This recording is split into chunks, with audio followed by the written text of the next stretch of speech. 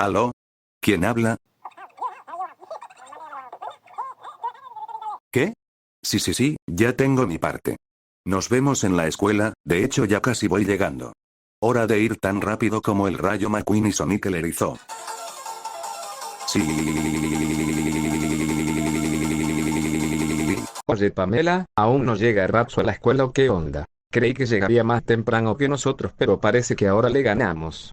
Oh por Dios, estos jóvenes de ahora ya no se les puede confiar nada porque a la mera hora no llegan rápido. Compa Ratso, eres tú. Vamos a juntar el trabajo para poder exponer en la clase. Rápido chavos, que la clase ya casi va a empezar y la maestra Toribio se va a enojar. Ok chicos, recuerden que su exposición debe durar entre 3 a 7 minutos. Así que no tarden demasiado para que sus compañeros puedan exponer y les dé su calificación. Primero que nada, muy buenas tardes compañeros, somos un equipo conformado por el buen David, mi compañera Pamela y su gran servidor Oscar alias Raxo. En esta exposición les presentaremos lo que pudimos observar acerca de la primera práctica de laboratorio de Química 3. Sin más que decir, comencemos con la exposición. Respecto al primer experimento, las moléculas de agua son polares debido a su estructura molecular y la distribución desigual de los electrones, lo cual implica importantes reacciones en su comportamiento, especialmente en presencia de un campo eléctrico. Algunas cuestiones son: polaridad del agua. La molécula de agua, H2O, está formada por dos átomos de hidrógeno y un átomo de oxígeno. El oxígeno es más electronegativo que el hidrógeno, lo que significa que atrae los electrones compartidos en los enlaces covalentes con más fuerza. Esto crea una distribución asimétrica de la carga. El oxígeno adquiere una carga parcial negativa, mientras que los hidrógenos adquieren una carga parcial positiva. Como resultado, la molécula de agua tiene un momento dipolar, es decir, un polo negativo y un polo positivo. Comportamiento en presencia de un campo eléctrico. Cuando se aplica un campo eléctrico externo, las moléculas polares como el agua tienden a alinearse con el campo.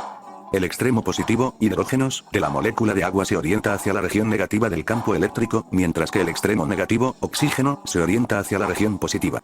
Este alineamiento ocurre porque las cargas parciales de la molécula interactúan con el campo eléctrico, experimentando fuerzas que las orientan.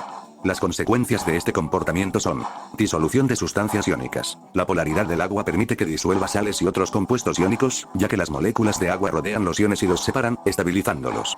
Alta constante dieléctrica. El agua tiene una constante dieléctrica muy alta, lo que reduce la fuerza de atracción entre cargas opuestas en su interior. Esto es crucial para muchos procesos biológicos y químicos.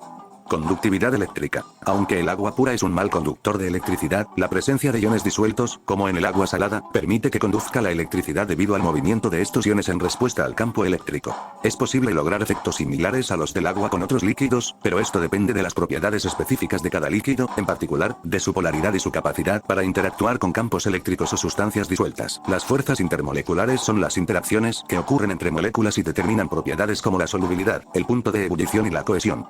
Por ejemplo, el agua con agua posee fuerzas dominantes por medio de puentes de hidrógeno, debido a que son moléculas polares y forman puentes de hidrógeno entre el átomo de oxígeno, carga parcial negativa, de una molécula y los átomos de hidrógeno, carga parcial positiva, de otra. El agua con etanol tiene puentes de hidrógeno y fuerzas dipolo-dipolo, donde el etanol tiene un grupo hidroxilo que puede formar puentes de hidrógeno con las moléculas de agua, al ser ambas moléculas polares, tienen interacciones dipolo-dipolo. El agua con hexano contiene interacciones dipolo inducido y fuerzas de dispersión de London. El hexano, siendo no polar y el agua polar, las moléculas de agua pueden inducir un dipolo temporal en el hexano, pero esta interacción es débil. Estas dominan debido a la gran diferencia en polaridad. El agua con sal tiene interacciones ion-dipolo, donde la sal es un compuesto iónico.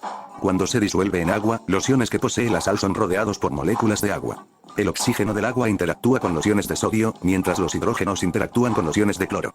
Por último, el agua con sacarosa posee puentes de hidrógeno, donde la sacarosa es un compuesto polar que contiene múltiples grupos hidroxilo. Estos grupos forman puentes de hidrógeno con las moléculas de agua, lo que permite que la sacarosa se disuelva fácilmente en agua. Si en el experimento se hubiera usado hexano en lugar de agua, los resultados cambiarían significativamente debido a las diferencias en las fuerzas intermoleculares y la mayoría de los solutos no se disolverían bien, excepto otros compuestos no polares. Ejemplo, hexano con hexano. Se mantendrían fuerzas de dispersión de Van der Waals, ya que el hexano es una molécula no polar.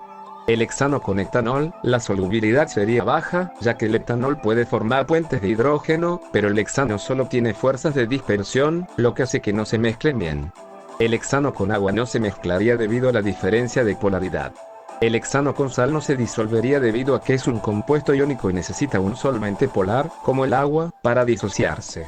El hexano con la sacarosa tampoco se disolvería, ya que es polar y necesita interacciones de puentes de hidrógeno, que el hexano no puede proporcionar. De acuerdo con el experimento 3 de cohesión y adhesión, podemos explicar que las gotas tienen su forma gracias a dos tipos de fuerzas. La de cohesión que mantiene unidas las moléculas del agua, haciéndolas redondas, ya que esa forma usa menos energía, y la adhesión que hace que el agua se pegue a otras superficies. Si es fuerte, la gota se aplana. Si es débil, la gota se mantiene más redonda. Algunos materiales, como el papel encerado, repelen el agua porque tienen una superficie hidrofóbica, lo que significa que las moléculas de agua no se adhieren bien y forman gotas en lugar de esparcirse. En cambio, otros materiales, como la servilleta, son hidrofílicos, lo que les permite absorber el agua gracias a su estructura porosa y la fuerte adhesión entre sus fibras y las moléculas de agua. De acuerdo al experimento 4 de punto de ebullición, entendemos que las fuerzas intermoleculares son las fuerzas de atracción o repulsión que existen entre las moléculas y determinan muchas propiedades de los materiales, como su estado físico, sólido, líquido o gas, su punto de ebullición y su solubilidad. Son más débiles que los enlaces químicos, pero esenciales para la estructura y comportamiento de la materia. Un ejemplo de esto son los puentes de hidrógeno, que son un tipo de fuerza intermolecular en la que un átomo de hidrógeno, unido a un átomo muy electronegativo como oxígeno, nitrógeno o flúor, es atraído por otro átomo electronegativo cercano. Son más fuertes que otras fuerzas intermoleculares, como las de Van der Waals, pero más débiles que los enlaces covalentes. Estos puentes son esenciales en muchas propiedades del agua, como su alto punto de ebullición, y en la estabilidad del ADN, donde mantienen unidas sus dos cadenas. Por lo tanto, elevan el punto de ebullición de una sustancia porque son fuerzas intermoleculares fuertes que requieren más energía para romperse, por lo que la hace tener un punto de ebullición más alto que el sulfuro de hidrógeno y el seleniuro de hidrógeno. De acuerdo al experimento 5 sobre densidad, observamos que la temperatura afecta el movimiento y la proximidad de las moléculas de la siguiente manera. A mayor temperatura, las moléculas se mueven más rápido y tienden a separarse más. Esto pasa porque ganan más energía. En los sólidos, esto puede hacer que se derritan, en los líquidos, que se expandan, y en los gases, que aumente la presión. A menor temperatura, las moléculas se mueven más despacio y se acercan más. Esto hace que los sólidos se mantengan compactos, los líquidos se encojan y los gases ocupen menos espacio. Cuando el agua se enfría por debajo de 4 grados, sus moléculas comienzan a moverse más lentamente y se agrupan de manera más ordenada. A medida que se acerca a 0 grados, las moléculas de agua forman una estructura cristalina, lo que hace que el agua se expanda en lugar de contraerse. Esta expansión es lo que causa que el hielo flote sobre el agua, ya que se vuelve menos denso que el agua líquida. Continuando con la densidad, el hielo flota porque es menos denso que el agua líquida.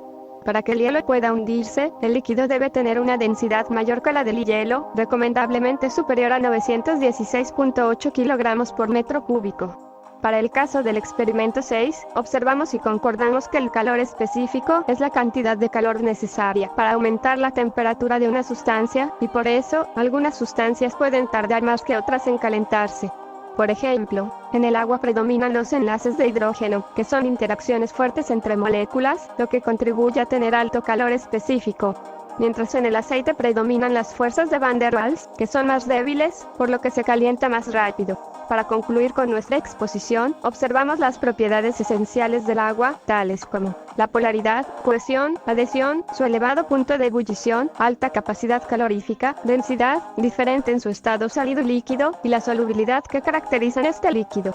Las propiedades que consideramos anómalas o extrañas durante la práctica son la densidad del hielo, porque la mayoría de las sustancias se vuelven más densas al estar en estado sólido y esta es la excepción. Y la alta capacidad calorífica, ya que absorbe grandes cantidades de calor sin cambiar de temperatura fácilmente, lo que la hace clave para la regulación térmica del planeta. Las características estructurales del agua que determinan algunas de sus propiedades físicas son los enlaces de hidrógeno, explica la alta tensión superficial, el alto punto de ebullición y su gran capacidad calorífica. Su estructura tetraédrica, ya que, en estado sólido, las moléculas se organizan en una red abierta, lo que hace que el hielo sea menos denso que el agua líquida, y la polaridad que permite que el agua sea un excelente disolvente para muchas sustancias polares y algunas iónicas.